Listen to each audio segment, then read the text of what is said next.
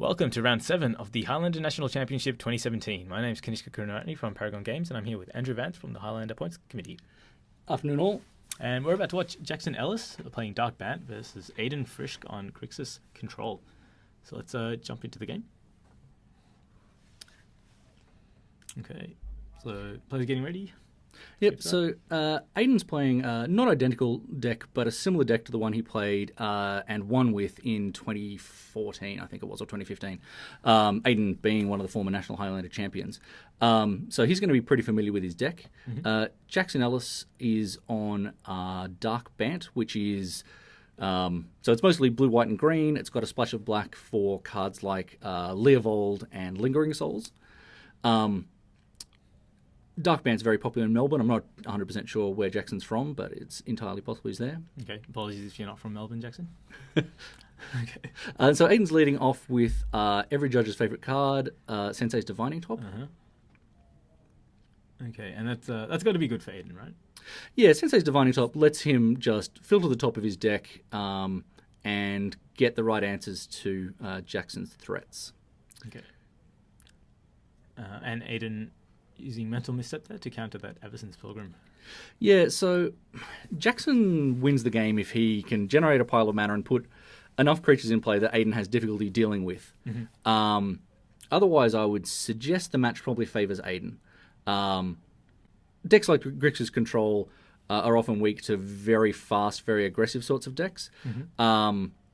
And while Dark Bant does have some pretty aggressive starts sometimes, it's definitely on the more mid-range end of the spectrum. Right. Okay. And yeah, control decks, I believe, tend to prey on those mid-range types of decks, right? Yeah, look, in general. So if I was Jackson, I'd be hoping to generate something like Titania or Siege Rhino in the earliest part of the game possible, mm-hmm. To start chipping away at Aidan's permission and removal, right? Or just to generate enough threats that he can win the game before Aidan can recover. Yep. Okay. And I'm not sure what's happening there. So he's casting something that allows him to search through his library. Is that? I think he just cracked a fetch. Oh, he just cracked a fetch. So he's searching for something, but maybe he's about to cast something after he plays it. Yeah. I'm unsure what that spell is. That's okay. I'm sure we'll pick up the flow of the game. Yeah. So. Okay. Unsure. Okay. Anyway, but it does look like Yeah, it looks like Jackson's missing a land drop, which is not great for him. Yeah. It looks like it might have been some sort of a cantrip. Yeah, quite possibly. At the end of Aidan's turn, then he drew for his turn and passed. Yeah. Okay. Trying to draw out of his mana screw. Yeah. Look, he's got a third land now, but as we were saying before, he wants to be on the front foot. He is definitely the beatdown in this matchup. Yeah. And now he's at a mana disadvantage. He's at a mana disadvantage. Aidan's drawing better than him due to the top. Yep. So it does not look favourable to me. Yeah, already at 4 untapped mana with no creatures on the board and a healthy life total. Absolutely. Can't be too bad for Aidan, yeah. And Aidan's got Creeping Tar Pit, which will allow him to slowly pat his opponent to death if nothing else is happening. Yeah. Okay. So that's an Aven Mind Sensor, I believe. Yeah, it's an Aven Mind Sensor. Okay, and what does this card do for Jackson?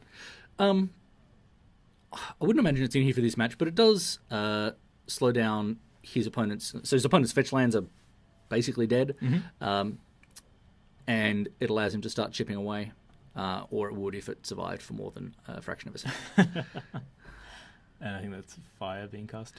Yeah, so that would be fire being cast. I imagine it's 1 to the birdie and 1 to Jackson. And Jackson's considering his options. Because obviously Dark Bant can play a bit of a control game itself. It's a fairly... it's an aggro control sort of deck, as much as it's a mid-range deck. So he's playing cards like Evasive Action and Daze that would... Well, Daze wouldn't do much in that situation, but those sorts of cards would potentially allow him to keep his Mind Sensor in play. Okay. But if he has them in his hand, he's probably wanted to save those to protect more important threats. I think I also saw a Steel Shaper's Gift in his hand, which lets him go and fetch an equipment. Okay. So it lets him go and fetch Skull Clamp, which is probably pretty important for him in this match. Yeah, especially with the start, I think. Yeah. So Skull Clamp will let him turn any future, Lanner Elves or Finhorn Elves he draws into real cards. Mm-hmm. At the point where the ramp is no longer... at the point where the ramp is no longer relevant, which I think we're pretty much at. He's got 4 mana in play. He's got 1 or 2 5-mana spells like Titania, and he's got Tasiga, which is technically a 6-mana spell, but he's probably not paying 6 for it with that graveyard. Mm-hmm. So, yeah, he just wants to... At this point, he's got to try and grind Aidan out. So he's playing, I believe, a Stoneforge Mystic. Yeah. I think it's the GP Art promo Stoneforge Mystic from the look of it. Yeah. I like that art. Yeah, it's not bad. And so he fetched something we didn't see.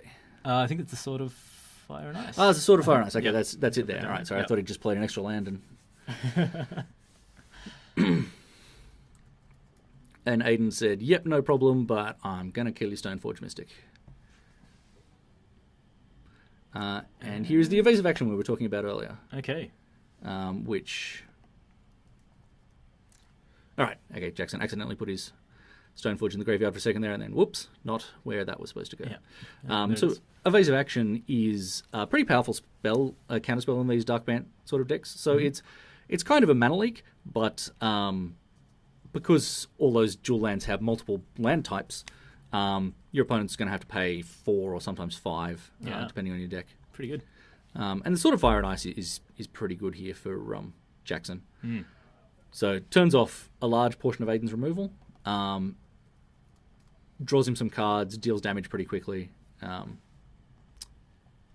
it's going to be pretty handy for him. Yeah, very handy. So it's a sort of a 3 or 4 turn clock, as well as drawing cards and killing any little creatures like the Snapcaster Mage that might be irritating you. Yeah. Do you think... I haven't really had a chance to look at Aidan's hand. Do you think he has many... Does he have any cards in hand? He does, yeah. He's got a fistful. Okay. Yeah, okay. Yeah, I don't know what his cards are. Okay, and there was actually Batterskull there as well. Okay. Yeah, look, it's the beauty of Stoneforge Mystic is that it allows you to cast Batterskull freely. Ooh. But Colligan's Command is a bit of a blowout here. Not bad, huh? So Colligan's Command is one of the sort of cards we were talking about earlier that lets Aidan just grind out advantage. And just get your occasional 2-for-1. And yeah, gets you a 2-for-1. It might destroy an artifact and ping your opponent in the face or make them discard a card.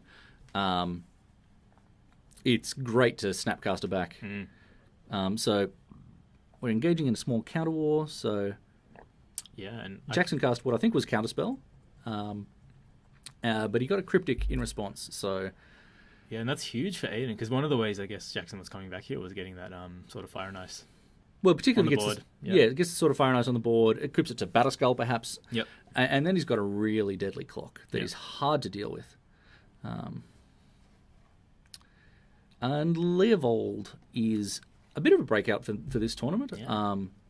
It was printed, I think, in the new Commander decks. Or was it? Or possibly Conspiracy. Possibly Conspiracy. Yes. Yeah. Yep. Yeah. So it slows down your control opponent's ability to draw extra cards. So, brainstorms and so on are much less versatile. You can't put the top on top of your deck in your turn to draw an extra card if you need to. Yeah. And it also means that when Aidan's using his removal, Leovold gets to draw some additional cards. So even if Leovold dies immediately, he's not down a card from it. Yeah, and I think that was Aidan just attacking his Snapcaster Mage into a 3/3. It was. What does this mean? This is madness. I guess at this point, Aidan has perhaps become the beatdown. Yeah. He's trying to finish the game and he's just bluffing. Or it's possible that he's got... I think he might have like an Electrolyze or something in his hand. Yeah, exactly. If he's got an Electrolyze or something, then the block would let him finish off Leovold. Yep. So bluff or otherwise, it's a fine play. Yep. And I guess for Jackson, he just can't really afford to call that bluff here, I think. He can't afford to call that bluff at the moment. He badly wants to try and get this Sword of Fire and Ice that he's just casting in play and on something. Looks like Aidan has something to say about it. Yeah. So Aidan is also playing straight up counterspell here. Yeah, okay. From Mirage, perhaps? I can't remember. Okay, and that's a bit of a beating for Jackson here. Yeah, look, it is definitely a bit of a beating. Oops. He has a Lingering Souls in hand, we can see. And he's also got an Abrupt Decay. Okay, which is what he meant to do. Which is what he meant to do. You can't Lingering Souls. Not easily. Yeah. and not with 2 mana. Yeah. Okay. Well, I mean, look, Lingering Souls is amazing. He's got 5 mana.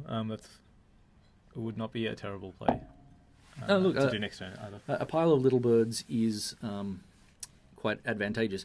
But his life total is low enough now that he's going to have difficulty closing out the game before Aidan can Creeping Tar Pit him to death. Yep. The Creeping Tar Pit is a creature land that can become a 3/2. Yeah, it's a creature land that can become a 3/2 that's unblockable. Quite relevant. And indeed, Aidan seems to have decided that he wants to finish the game as soon as possible. I think he just electrolyzed Jackson's face. Okay. I think Jackson's actually on 7 here. Okay, and yep, and he's just coming in for 5. Yeah. And there's many things off the top that just win the game here, including the tar pit itself. Yeah, absolutely. So unless Jackson's got some removal for the tar pit, he can't possibly survive the next turn. So we'll see what sort of oh, is that a siege runner? Unless he's got a siege runner. Okay. Everyone's favourite giant rhinoceros. Aidan's got the mana leak. Aidan's got a mana leak, and I imagine that's the... Oh. So Brainstorming in response. Brainstorming in response. We've had some exciting piles of stacks. Yeah. There really have been. Quite a few spells. Yeah. Sitting on the stack, not quite resolving. Yep. So the Brainstorm and the Siege Rhino are going away. And Jackson's tapped out. Jackson's tapped out, so I imagine this game is over. Yeah. Wow, and that was, I guess Aidan just recognizing that the corner returned. Yeah, absolutely. It's time to start beating down, yeah. It's one of the very important skills when you're playing a deck like Grixis Control is to work out when the point has come, but when you're the beatdown. You can hold on trying to control the game for as long as you want, but eventually you've got to kill them. Yep. So let's have a look at sideboards. Absolutely. What has Jackson got here? So Jackson's sideboard contains Inquisition of Kozilek, Thoughtseize, Duress. These are all cards that he's going to be pretty excited to sideboard in, I would imagine. They let him see what Aidan's got going on, so he's got a much better idea when he can try and resolve a spell or when he's got to have a counter war or whatever. And it also just takes the counter spells and other removal spells out of Aidan's hand. Look, Carpet of Flowers is also potentially quite exciting because it lets him generate a large amount of mana because it generates a mana of any colour each turn based on the number of islands your opponent controls. Okay. So, if you cast that on turn 1, by turn 3 or 4, you're probably getting, 3 extra mana out of it. Right, yeah. Okay. Sylvan Library is another one he might bring in, or Painful Truths, depending on how much he's got to take out. But I'd certainly expect to see that discard package and probably Carpet of Flowers. Okay. Is Kumbal a option here? Look, Kumbal could certainly come in. I think that's a misspelling of Kumbal. It's Cambal, I believe. There he is. Yep. Yeah, look, Kumbal's going to gain him some life and deal a reasonable amount of damage to Aidan. Yep. It's a creature, though. Aidan's going to have a lot of creature removal because, obviously Jackson can't sideboard out all his creatures. So, look, it's a definite option. Okay. Cool. And let's jump over to Aidan's sideboard. Aidan's sideboard with the classic Baldwyr Intimidator tech. I do like it. So he's going to be looking to sideboard in things that deal with the big bombs on the other side. So, and also things that let him gain more advantage. Red Elemental Blast and Pyroblast are definite options. They kill a reasonably large amount of the creatures on the other side of the board. Okay. Anger of the Gods is a distinct possibility. Okay. To sweep away some of those early elves and a Leovold and so on and so on. Right. Yep. How is the exile relevant? In this matchup? Yeah, the exile's moderately relevant. Okay.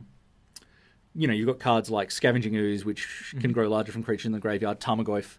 Right. Yep. So it's not hyper relevant, but it's not irrelevant. Okay. Collective Brutality could possibly come in.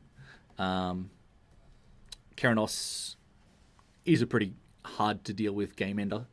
Yeah. Would a Dark Bant deck generally have any way to deal with that? If it ever turns into a creature, right. They could, Swords to Plowshares it or similar. Mm-hmm. But I don't think Aidan's that likely to have 7 coloured permanents in play. Yep. Or 7, He's not that devoted. Yeah. He just wants the card draw. He wants the mode where he gets to draw cards and lightning bolt things. Yep. Okay. So let's see how close we got with that. Yeah. Okay, so they have finished their sideboarding. And I just saw a couple of lands there from Jackson. Yeah, look, lands are good. Okay, but both places are keeping. Misty Rainforest, I think. Yeah, it's Misty. And a very glary, I'm going to go with Underground Sea. But Underground Sea. Could be almost anything. Yeah. The lights are our enemies. Yeah. In coverage. Okay,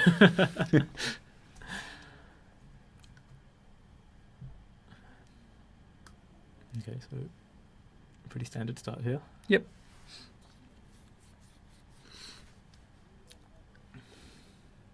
So Jackson presumably doesn't have any elves in hand, or he would have cast one on the first turn.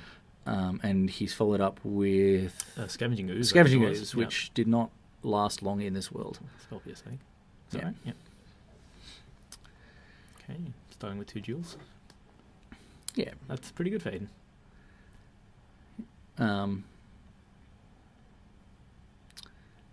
So no mana problems thus far for Jackson, but he doesn't have any threats out, which, again, he wants to get in some damage early to make it harder for Aidan to turn the corner.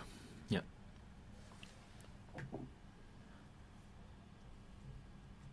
And I'm just seeing a ton of lands in his hands. I'm not sure if he's got much else going on. He seems to have a reasonable amount of lands. I think one of the cards was Counterspell. Okay. So, yeah. It was on... Maybe a reactive hand? That's not necessarily what he wants here. No. And you've got Steel Shaper's Gift. Okay. Which I would hazard he's probably going to go and get the Sword of Fire and Ice again. Or the Skull Clamp. But Sword of Fire and Ice looked like it would have been pretty good for him last game. Steel Shaper's Gift is one of Jackson's points. He's going to get the Skull Clamp, which is 2 more of his points. Right. And he's resolved it, which he's got to be reasonably happy with. Meanwhile, Aidan's just building up his mana base and waiting to see what happens. How worried would Aidan be about Skull Clamp here? Well, if there's no creatures in play, it doesn't do anything. It's true. But there is a Dryad Arbor in play now. Okay. And an annoying little uncounterable creature. Yep. Can't tap for mana this turn, but I don't think that's its plan. Yeah. I think it's probably going to get eaten. I think so. That fetch line's turning into 2 cards. Yeah. Oh, okay, that's one way that you can deal with that.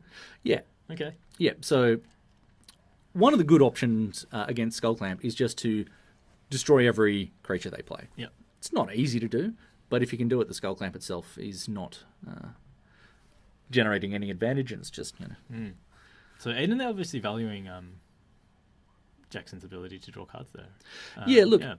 It's Aidan's game plan. I mean, as we saw in the last game, Aidan's game plan is just to try and keep as many creatures off the board as possible, and letting Jackson turn his fetch land into 2 cards is not what Aidan wants to have going on. And yeah, so reacting to that, to the equip activation.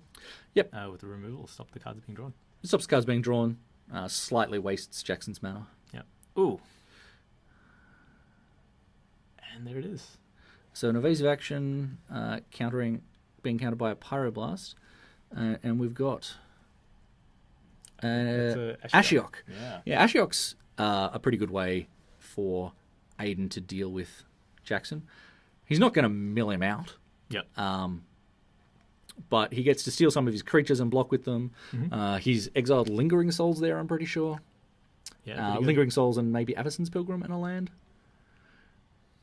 Yeah, something. It looks like it might be that. So I don't think Aidan wants to play Avacyn's Pilgrim next turn, but he has the option to use it to generate his mana and block and so on and so on. Yeah, or just keep ticking up. Yeah, just keep ticking it up. So I think Jackson's played a Reclamation Sage. Yes. With no targets, I believe. Yeah.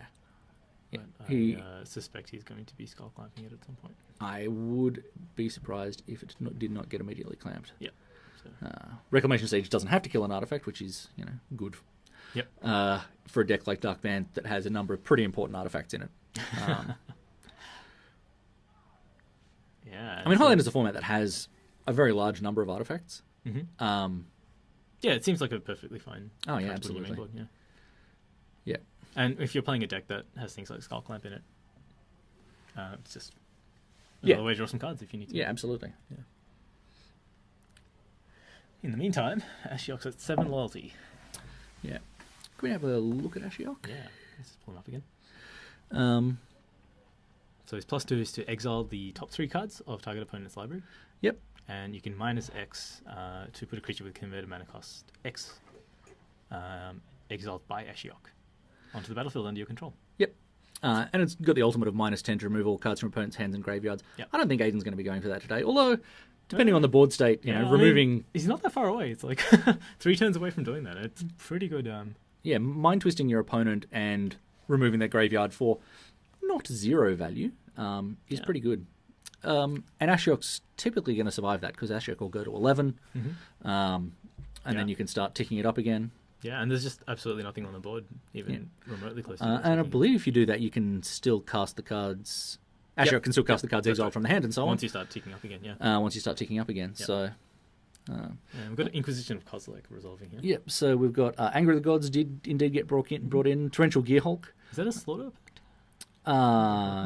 Could be a Slaughter Pact, and a red card that I can't quite read, that I think is probably the red Confluence.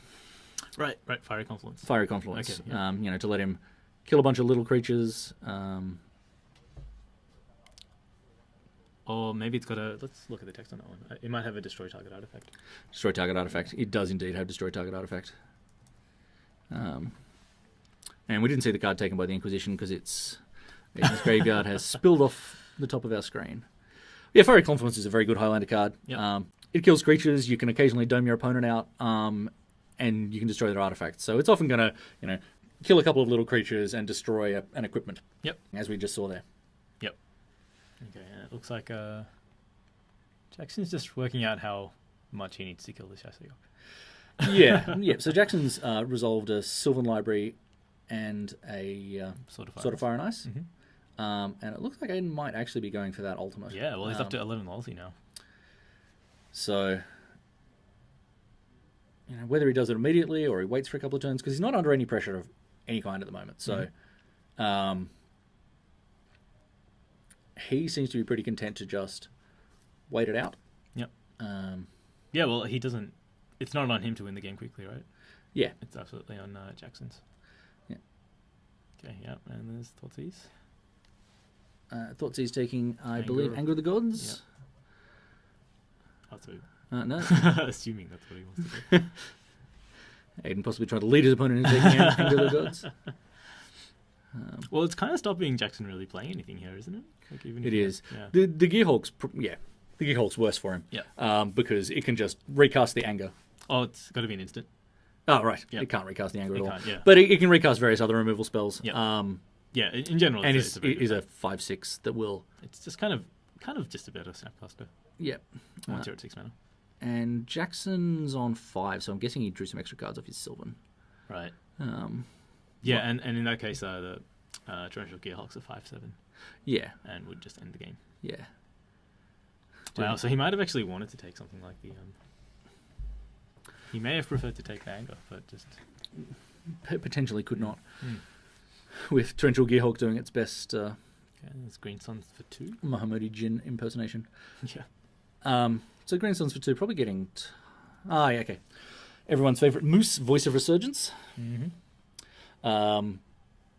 So Voice of Resurgence will generate a second creature if Aidan kills it, and stops Aidan playing on Jackson's turn unless he wants to have a pile of little creatures turn up. Yeah. And Jackson's immediately equipping it with the Sword of Fire and Ice, as you do. And yeah, we are exiling all of the things with Ashiok. Wow. So yeah, so I guess Jackson probably saw that coming and decided he had to play as much of his hand out as possible. Well, and he wants to get a threat to force the issue. Mm-hmm. If Aidan can keep Ashiok on, 5 after doing that and just take any creature from his hand or graveyard, yep. that's going to end the game more or less immediately. Yeah. But I think Aidan does have a creeping tar pit, so Jackson's definitely not out of the woods here. And he also has a spell I can't read that has ended the game. So... it was 7 mana that he cast it for? Yeah. Oh. We'll have to... maybe we'll leave a comment in the video of what that spell was. Yeah, we'll have to have a chat with Aidan and find out what that was. But the game was, it was going very badly for Jackson. Yeah, and with that top hit as well, it was just 2 turns away. Yeah. I think the Sword of Fire and Ice wasn't going to quite get there. Yep. Yep. Well, there you go. Former Highlander champion, showing how it's done. Yeah, and that puts Aidan into the top 8. Yeah, so that was a win in. That was a win and in for both players. Yeah, so good work, Aidan. Bad luck to Jackson, but yeah, that was a great game. I really that was a really enjoyable game to watch. Yep. And on to the top 8. Yeah, fantastic. We'll see you in the top 8.